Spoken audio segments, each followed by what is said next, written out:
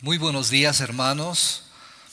Realmente es un privilegio poder compartir con ustedes el día de hoy la palabra de Dios. Un privilegio, una bendición. Hermanos, una de las cosas más importantes que todos tenemos en nuestra vida, obviamente después de Dios, es nuestra familia. Nuestra familia. Aunque cada uno de pronto tengamos diferentes experiencias dentro de nuestra familia, quiero que pensemos o nos preguntemos cuáles son las características de una buena familia. Voy a atreverme a describir algunas. Amor. Las personas de una familia se aman y expresan abiertamente ese amor. Dado como producto de ese amor, las personas se cuidan las unas a las otras en cualquier circunstancia. Compromiso. Estoy pendiente de las necesidades de mi familia y me esfuerzo en satisfacerlas. Buena comunicación. Expreso lo que pienso, lo que siento y lo que quiero, pero lo hago con respeto, pensando siempre en lo que es mejor para las personas a quienes amo. También desarrollar principios y valores familiares en base a la palabra de Dios. Tiempo de calidad. Aunque todos los miembros de la familia tienen diferentes actividades, los tiempos, pero hay que buscar intencionalmente y aprovechar el tiempo juntos. También podemos decir compartir la palabra de Dios y adorar juntos. Tener un altar familiar. Puede haber muchas otras características más que ustedes estén pensando y todas ellas, todas son muy importantes para tener una buena familia. Una familia de acuerdo a lo concebido por Dios. Una familia de acuerdo al plan de Dios. Ahora, es bueno entender, aquí quiero que me pongan atención, es bueno entender que la iglesia es también una familia. Porque todos somos hijos de Dios y por eso nos llamamos hermanos. Entonces, todas las características que hemos mencionado y pensado son también importantes y necesarias que se den en la familia de Dios. Por eso hoy quiero que veamos las características de la familia de Dios en la primera iglesia que Dios conformó, pero también como ejemplo para la iglesia de hoy. Por eso el título de mi prédica es La vida en la iglesia, la familia de Dios. En los boletines ha habido algún error en la edición, pero seguramente aquí vamos a ver el título que es correcto.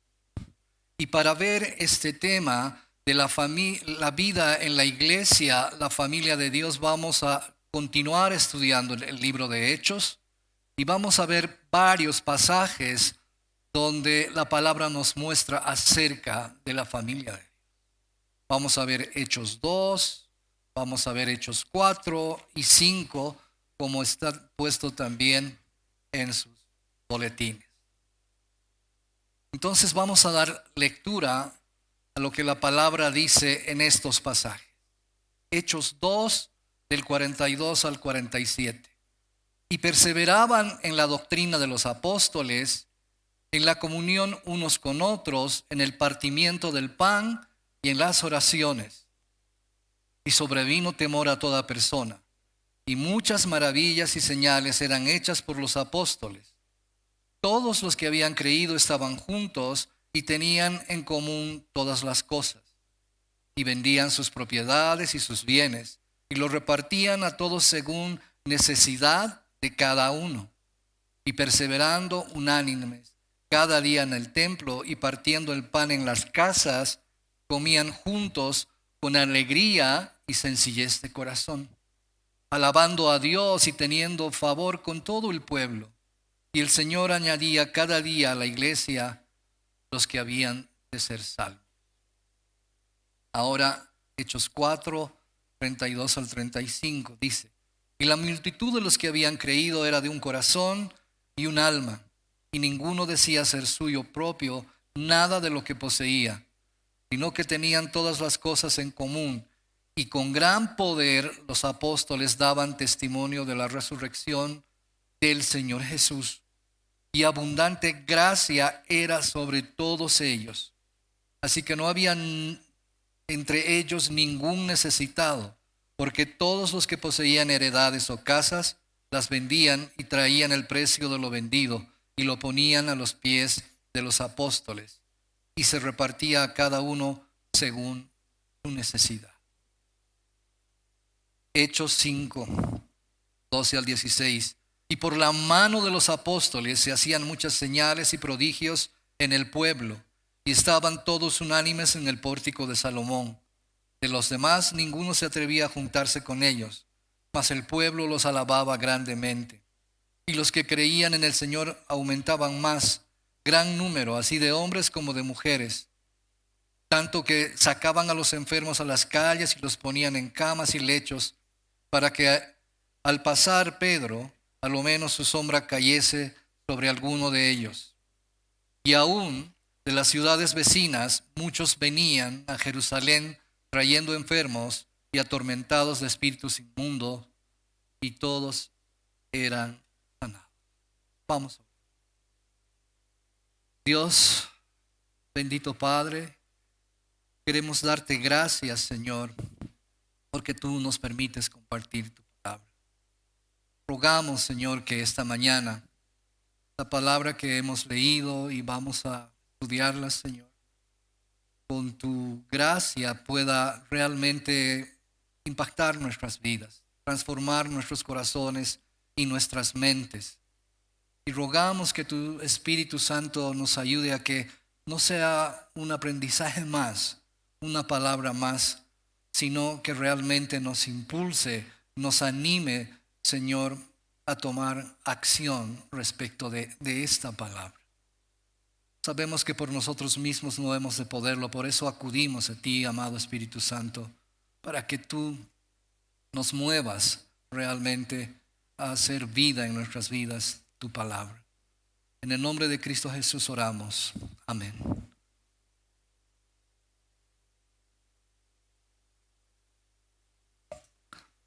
Hermanos, para ver este estudio vamos a desarrollar en 3 puntos, respondiéndonos a la pregunta: ¿cuáles son las características de la familia de Dios?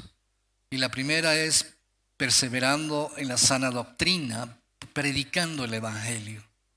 El punto 2, viviendo el Evangelio, compromiso con la iglesia. Y el punto 3, evidenciando las señales y maravillas del Evangelio. Ahora, en los anteriores domingos, nuestros pastores Pepe y Juan nos han mostrado que el nacimiento de la iglesia del Señor Jesucristo fue un evento realmente asombroso. Primero, con la manifestación del Espíritu Santo el día de Pentecostés y luego la predicación del Evangelio hecha por el apóstol Pedro. Y con todo esto se logró la conversión de al menos 3,000 personas. Ahora, en el primer versículo que leímos, Lucas nos dice que el legado de esta obra maravillosa de Dios en Pentecostés es que todos los que habían creído, primero perseveraban en la doctrina de los apóstoles. Sí, perseveraban en la doctrina de los apóstoles. Ahora, ¿qué es o qué significa la doctrina de los apóstoles? Podemos decir que la doctrina es lo que los apóstoles enseñaban acerca de Jesucristo, de lo que Él había hecho. Ellos habían compartido con Él y toda esa experiencia la compartían. Es decir, en realidad estaban predicando el Evangelio. Y los nuevos creyentes habían confiado en Jesús y ahora querían saber más de Él. Entonces para eso dependían de los apóstoles, para seguir creciendo en la palabra y el conocimiento del Señor Jesucristo como su Salvador. Por eso, en el capítulo 4, el verso 33, Lucas dice, y con gran poder los apóstoles daban testimonio de la resurrección del Señor Jesús. Y aquí podemos ver cómo los apóstoles predicaban la palabra centrándose en la resurrección del Señor Jesucristo. Esto es muy importante. Mache, el anterior domingo, nos decía que con la resurrección del Señor Jesús, la muerte y el pecado fueron derrotados. Y decía además, qué tremenda esperanza para nosotros los cristianos. Esa es la esperanza que predicaban los apóstoles. Perdón de pecados y vida eterna con el Señor Jesucristo.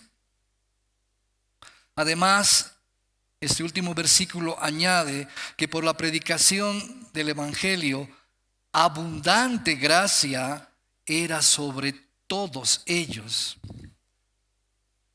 Eso es el favor de Dios sobre todos ellos, sobre los que predicaban y sobre los que escuchaban y recibían la palabra. Esta abundante gracia, esta mega gracia se traducía con el gozo que las personas tenían en el corazón. Abundante gozo, pues todos sus pecados habían sido perdonados.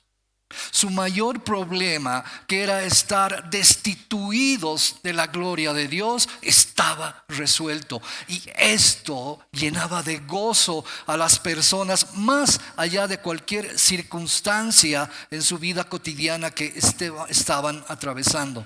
Estaban llenas de gozo.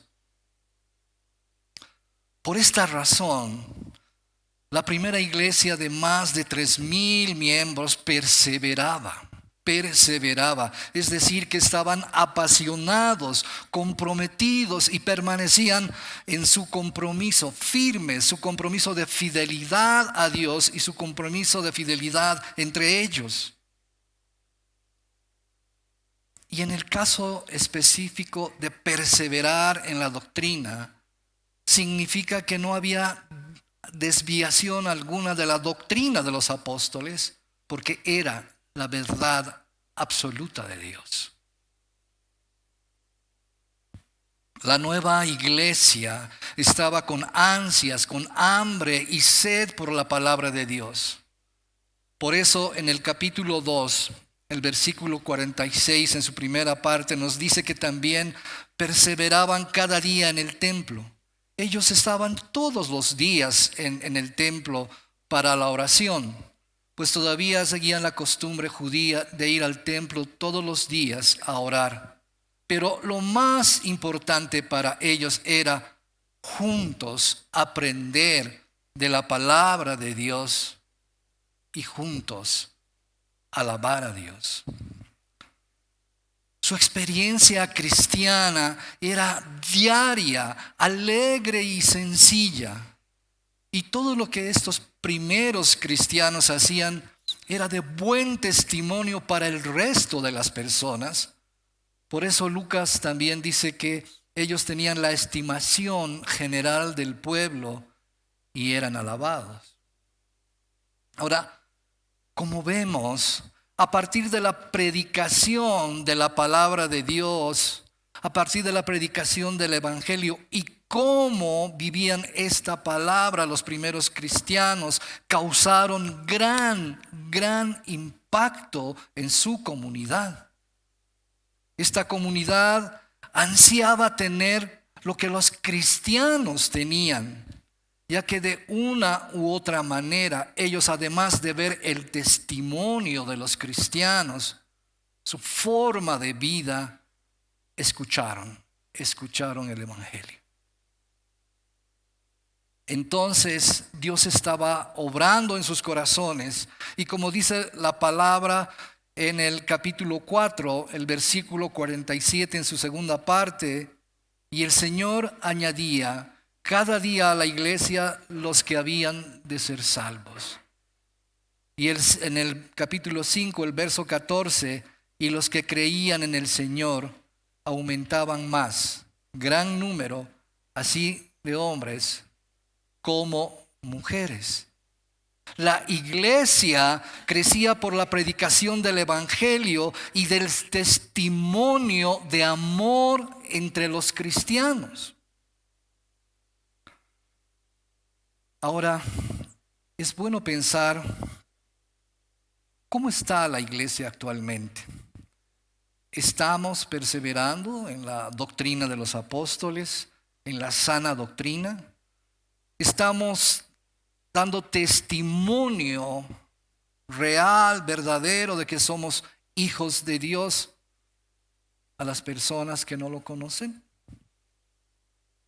Recordemos que los primeros cristianos se reunían cada día en el templo, y principalmente en el templo es donde se llevaba la enseñanza acerca de Dios.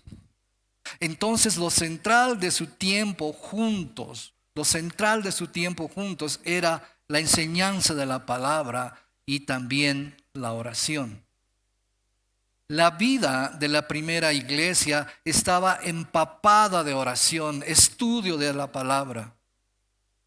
Y es así, hermanos, como la iglesia global debe continuar. Y es así como la iglesia local debe continuar. ¿Con qué frecuencia venimos a la iglesia a congregarnos juntos? Ahora, es cierto que ahora es difícil por las múltiples ocupaciones que tenemos. Pero sucede que a veces ni los domingos venimos, ni siquiera un día a la semana. Entonces, ¿cómo podemos aprender de las cosas acerca de Dios nuestro Padre? ¿Cómo podemos perseverar en la sana doctrina, en la doctrina de los apóstoles? Obviamente también es cierto que nuestra iglesia no tiene cultos todos los días. Pero para suplir ellos hemos dispuesto, por ejemplo, los grupos Jetro. Se llevan a cabo en diferentes días, en horarios que se puedan acomodar de acuerdo a las actividades de las personas. Y podemos unirnos a estos grupos. También tenemos los diferentes ministerios, varones, mujeres, jóvenes, niños, etc. Grupos que nos pueden ayudar a reunirnos regularmente y perseverar en la sana doctrina, en el conocimiento de la palabra de Dios. Hermanos, la vida de la iglesia debe estar empapada de oración y estudio de la palabra. De lo que acabamos de ver en este primer punto, podemos decir que es de vital importancia ser constantes y comprometidos en el aprendizaje de la palabra de Dios y en la oración. Entonces debemos ser intencionales en buscar cada día a Dios en oración y estudiar su palabra. Debemos ser intencionales en buscarlos personalmente, con nuestra familia, con los hermanos de la iglesia. Y con ellos podemos hacerlo, ya hemos dicho, a través de los diferentes ministerios. Pero también no debemos esperar que la iglesia promueva esto, que la iglesia nos diga qué hacer, sino nosotros buscar reunirnos con los hermanos para aprender más del Señor, de su palabra, entender qué es lo que Él quiere para nosotros, para nuestras vidas personales, qué es lo que quiere que hagamos, para que realmente andemos en buenas obras que Él ha preparado de antemano, como dice la palabra.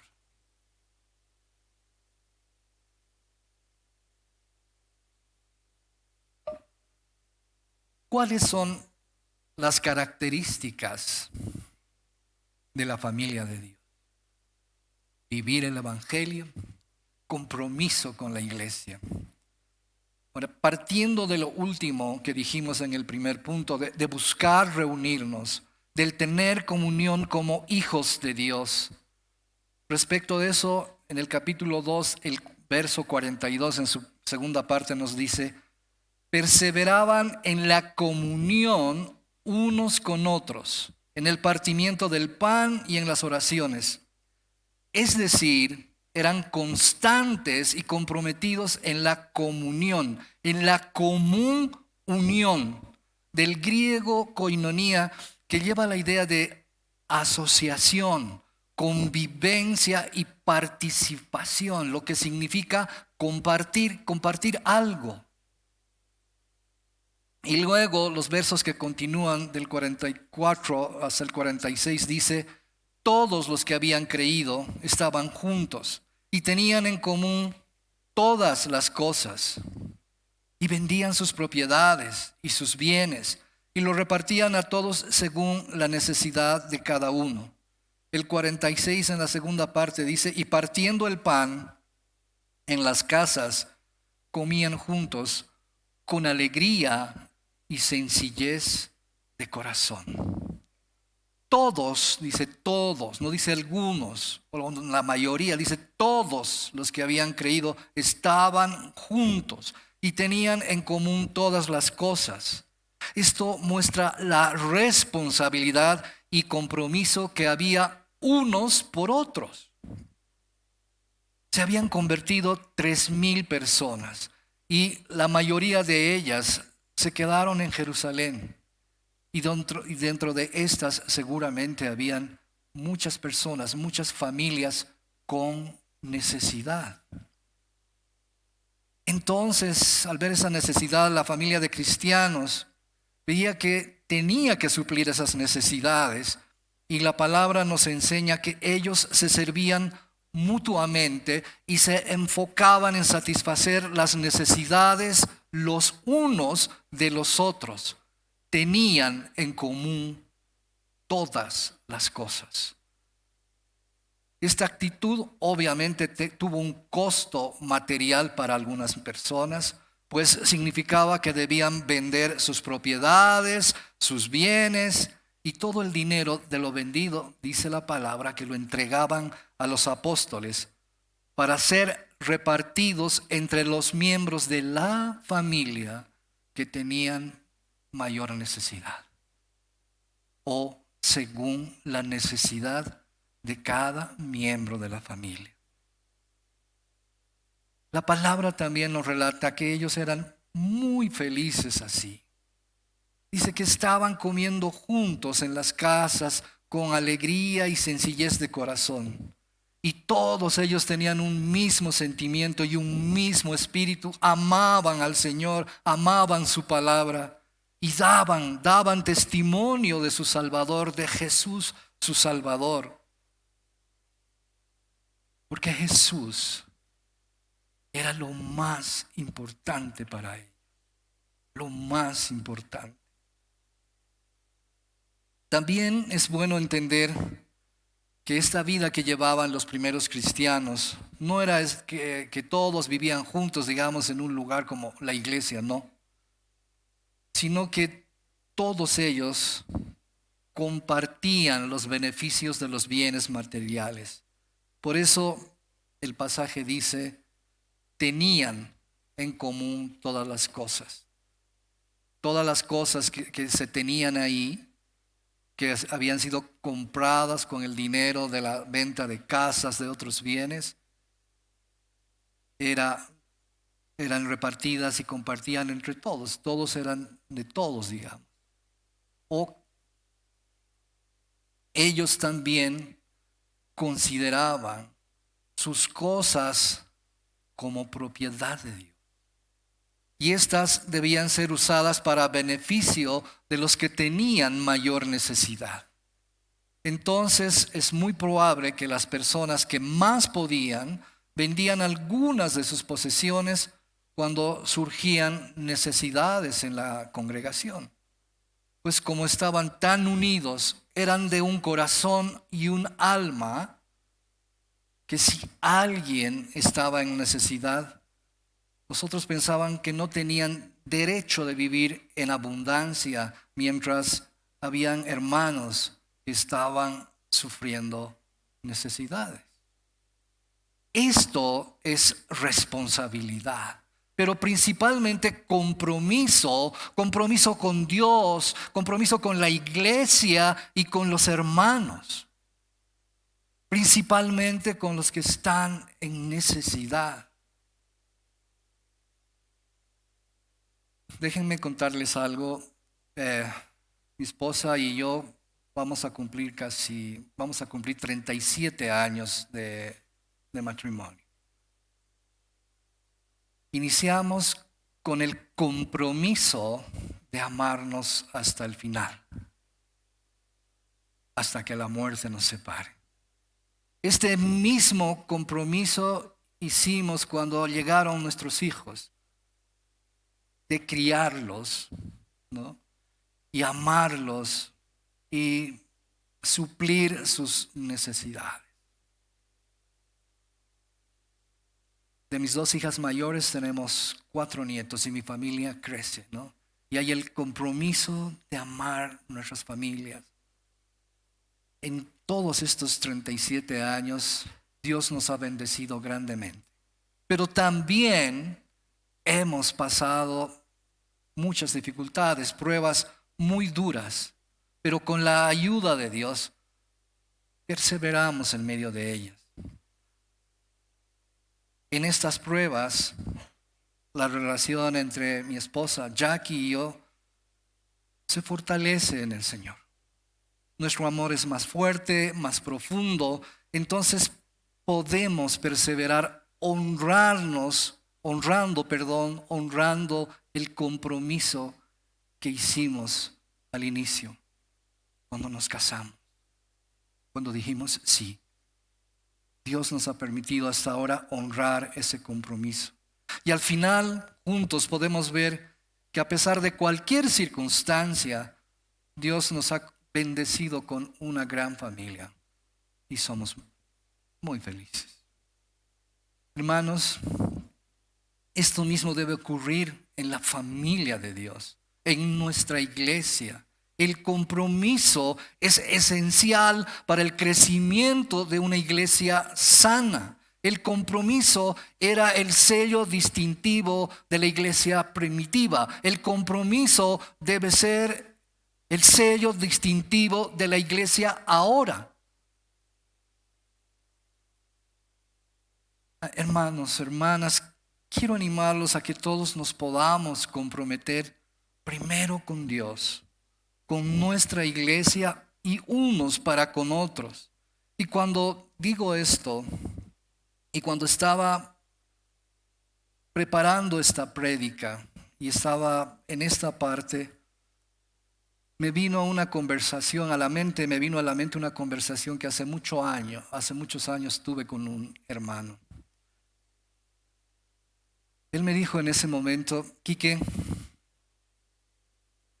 nosotros los cristianos, ¿qué hacemos para tener comunión? Yo me quedé pensando y él inmediatamente me dijo: sabes, no hacemos nada. Nosotros los cristianos no hacemos nada. En este aspecto, me dice, la gente del mundo nos gana. Pues la gente del mundo se conocen, se presentan y después se vuelven amigos, ¿no? Su amistad va creciendo, pero para que eso suceda, él me decía, se invitan a la casa, de repente a comer, después a hacer deporte, una parrillada. Si te das cuenta, me decía, ellos invierten su tiempo y sus recursos para cultivar esa amistad. Su amistad se fortalece. Lo que quiero decirte, hermano, me decía, es que los cristianos no hacemos eso. No invertimos en cuidar a nuestros hermanos, en cultivar a nuestra amistad. Es lamentable, me decía, que nosotros los cristianos no hacemos eso. ¿Cuánta razón tenía y tiene este hermano? Realmente la mayoría de nosotros, si no todos, no somos intencionales en buscar la comunión con nuestros hermanos en Cristo. No invertimos nuestro tiempo y recursos. No nos comprometemos.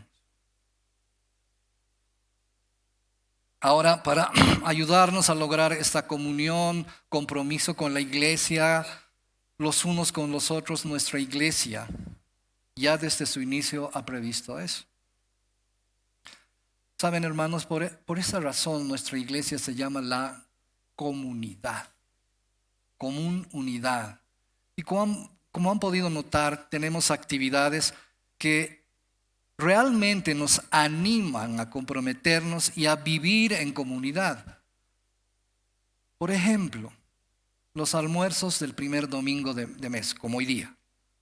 Es un momento en el cual todas las familias traemos algo rico para compartir entre nosotros y principalmente con los que no tienen o con los que no pueden, ¿no? Haciéndonos sentir que todo lo que hay es de todos y para todos. Y entonces juntos podemos comer con alegría y sencillez de corazón. También tenemos el ministerio de la canasta de amor. Ministerio que nos ayuda a compartir las bendiciones que recibimos de Dios nuestro Padre con las personas que tienen necesidad. Qué gran bendición es este ministerio. No solo para los que reciben, sino también para los que dan y aún para que los que reparten estas canastas, pues todos pueden sentir la gracia de Dios, el gran amor de Dios. Ese privilegio que nos da de dar, de repartir y la bendición de recibir. Cuánta ayuda llega a las familias en necesidad. Y también, ¿no?, podemos decir que el resto de los ministerios que ya he nombrado, como las varones, mujeres, jóvenes, todos nos ayudan a tener comunión, compartiendo lo que tenemos unos con otros, ayudándonos en nuestras necesidades espirituales, físicas y materiales. Pero a pesar de todo esto, y como decía al principio de este comentario, no únicamente debemos esperar las actividades de la iglesia para tener comunión, sino debemos ser intencionales en esto, invirtiendo nuestro tiempo y nuestros recursos para compartir con otros hermanos, tal vez con los que están en necesidad, en mayor necesidad, o con quien Dios nos guíe a hacerlo. Pues esta sería una forma de tener todas las cosas en común, de compartir con alegría y sencillez de corazón.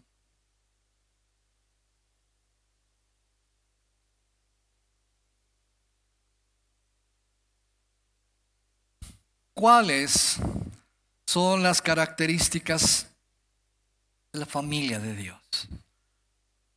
Evidenciar las señales y maravillas del Evangelio. La primera parte del versículo del capítulo 2, el versículo 46 dice: sobrevino temor a toda persona. ¿Qué significa esto? ¿Que todos en Jerusalén estaban de miedo? No. Significa que en el pueblo había asombro y respeto por el poder divino. Y este poder divino, primero, se evidencia en que Dios puede cambiar el corazón humano. De uno que rechaza a Dios a otro que lo adora. De un corazón lleno de pecado a un corazón limpio por la sangre de Jesucristo derramada en la cruz. Entonces, en primera instancia, esa transformación del corazón humano, obrada por el Espíritu Santo en los primeros cristianos, causaba gran asombro y respeto por los que los veían. No podían creer cómo personas que eran malas, abusivas, borrachos, ladrones, delincuentes, criminales, ahora se habían convertido en personas bondadosas, honestas, piadosas, amorosas. Esto era asombroso. Por eso la palabra nos dice que sobrevino temor a toda persona. ¿Cuántos de nosotros conocemos ese poder divino actuando en nuestras propias vidas y en la vida de personas que conocemos? ¿Acaso no actuó ese poder divino en nosotros? Pensemos cómo éramos antes y cómo somos ahora. Pero lo más importante de ese poder es que sigue actuando en nosotros día a día, transformando nuestros corazones cada día, si nos mantenemos en el estudio de la palabra y en la oración. Además de transformar corazones, en el capítulo 5, el verso 12, su primera parte, nos dice que eran hechas muchas otras señales, prodigios y maravillas por los apóstoles en todo el pueblo. Esta fue la evidencia también del poder de Dios. Donde Dios está trabajando, las vidas serán tocadas de una manera milagrosa. Estas señales y maravillas eran hechas por el poder del Espíritu Santo y en el nombre del Señor Jesús. Así oraban los apóstoles y sus oraciones eran respondidas. Y esto nos dice Hechos en el capítulo 4, verso 30, que vamos a estudiar más adelante con seguridad. Ahora, de acuerdo a lo que hemos visto en estos pasajes, nos podemos preguntar, ¿cuáles eran esas maravillas, señales y prodigios hechas por los apóstoles? Aparte de la transformación del corazón, es probable que, como relata este mismo libro de Hechos y también nos relatan los evangelios, se hacían sanidades, liberaciones demoníacas y hasta probablemente resurrecciones. Entonces, la gente, al ver todas estas evidencias, estaba convencida de lo que predicaban los apóstoles y lo que decían y vivían los primeros cristianos. Por eso dice la palabra que cuando sabían que los apóstoles estaban por sus comunidades, sacaban sus enfermos a las calles porque pensaban que los enfermos podían ser sanados por el simple toque de la sombra de Pedro. Ahora, es importante aclarar que las personas, ¿no? No, la palabra no menciona, perdón, que las personas hayan sido sanadas por la sombra de Pedro. Solo dice que la gente pensó que lo haría y por eso pusieron a sus enfermos por donde Pedro pasaría. Pienso más bien que en esta parte Lucas quiere enfatizar es que la predicación del Evangelio y cómo los cristianos vivían el Evangelio estaba impactando la vida de los pobladores de toda esa región y de regiones aledañas. Estaba impactando vidas de multitudes de personas, pues se ve que éstas tenían fe en el Señor Jesucristo como sanador, a tal punto de pensar que si por lo menos la sombra de Pedro los tocaba, iban a ser sanos. Parece que la gente entendió bien lo que dijo Pedro cuando sanó al cojo en la puerta del templo llamada La Hermosa, ¿no? En Hechos 3:16 nos relata esto, y Pedro dice que Jesús es quien sana por la fe en Jesús, que el cojo recibió completa sanidad a vista de todos. Entonces, esa gente que estaba siendo impactada tenía el entendimiento claro de que Jesús era quien sanaba.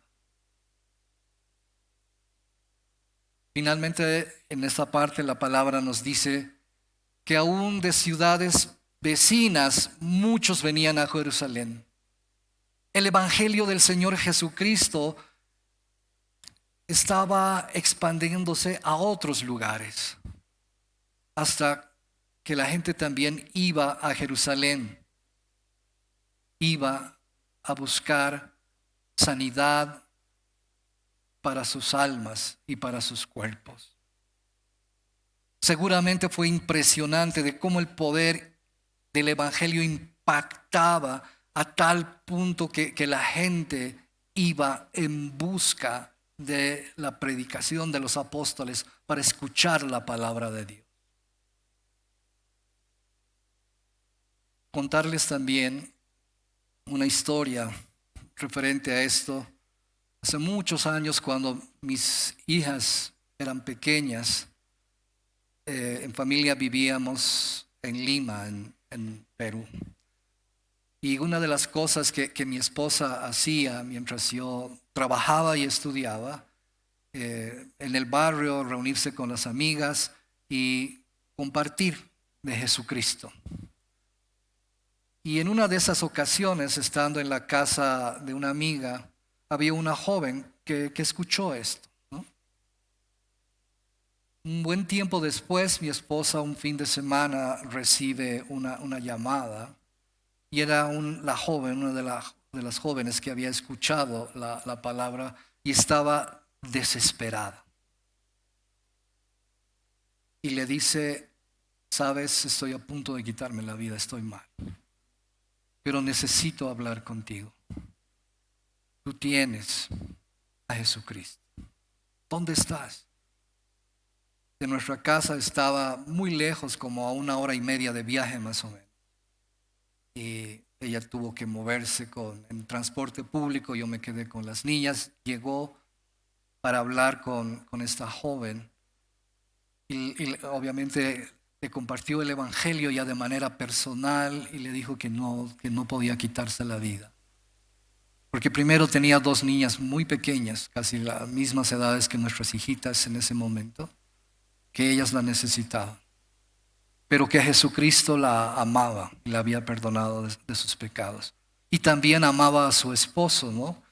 Ella quería quitarse la vida porque su esposo le había sido infiel. Ella amaba profundamente a su esposo y él le había sido infiel.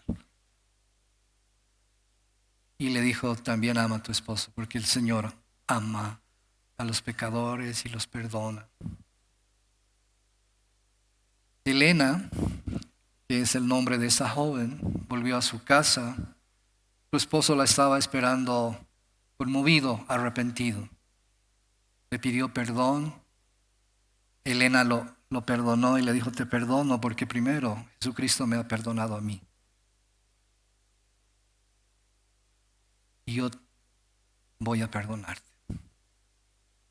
El esposo le dijo, ¿quién te ha hablado de esto? Una amiga.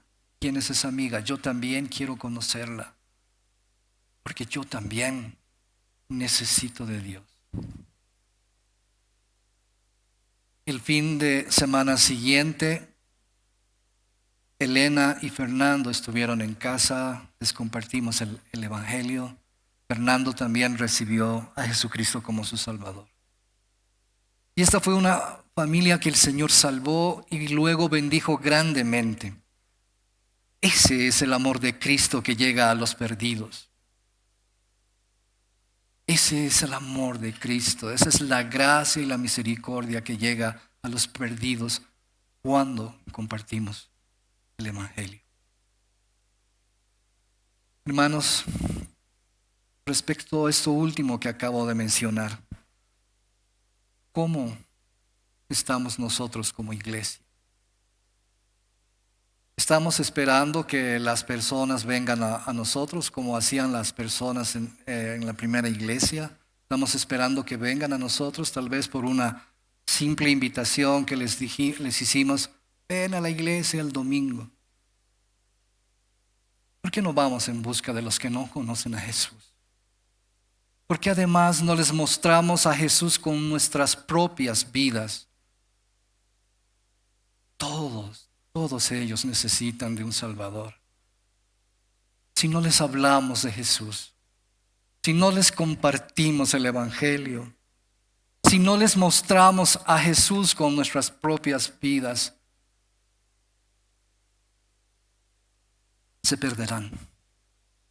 Se perderán por la eternidad. Irán al infierno.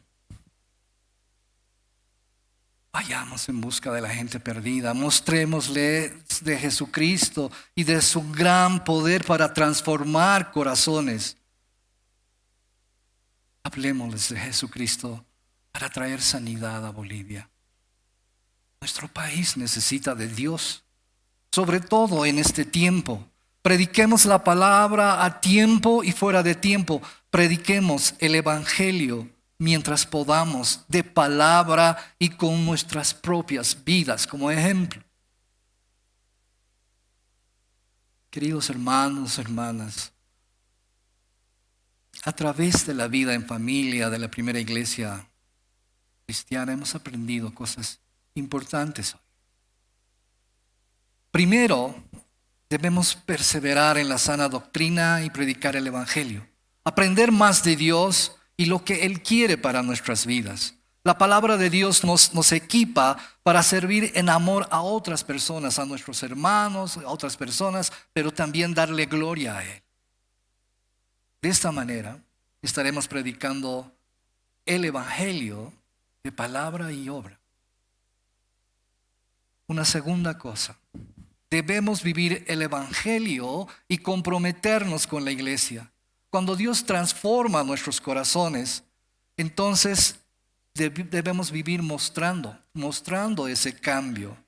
Amando a Dios, amando a los hermanos, ayudando en las necesidades de la iglesia, de los hermanos, evidenciando nuestra fe en el Señor Jesucristo. Pues si esto no sucede, va a ser como Santiago dice: la fe sin obras es muerta. Y una tercera cosa, el Evangelio y sus asombrosos resultados. El primer asombroso resultado del Evangelio, de la fe en Jesucristo, son vidas de pecadores cambiadas a vidas piadosas, vidas que aman a Dios. También el Evangelio produce sanidad del alma. Todo ese dolor profundo que sentíamos en el corazón a causa del pecado es sanada por el Señor Jesucristo. Y también, si Dios quiere, Él puede traer sanidad física. Él puede obrar un milagro y traer sanidad física.